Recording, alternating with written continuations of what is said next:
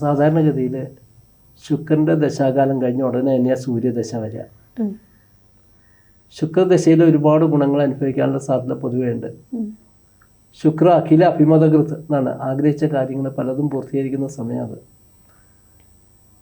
പക്ഷെ തുടർന്ന് വരുന്ന സൂര്യദശ അലച്ചിലിൻ്റെ സമയമാണ്. എരിഞ്ഞുകൊണ്ടിരിക്കണം. സൂര്യദശ അങ്ങനെയാണ്, സൂര്യൻ എരിഞ്ഞുകൊണ്ടിരിക്കുകയാണ്.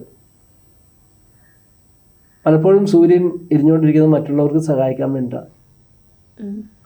ഈ ലോകം നിലനിൽക്കണമെങ്കിൽ ആ സൂര്യൻ്റെ ആ പ്രകാശം വേണം. ആ ചൂടും പ്രകാശം ഇല്ലെങ്കിൽ ലോകമില്ല. അങ്ങനെ ലോകത്തിന് വേണ്ടി സ്വയം കത്തിജ്വലിച്ചുകൊണ്ടിരിക്കുന്ന ഗ്രഹമാണ് സൂര്യൻ.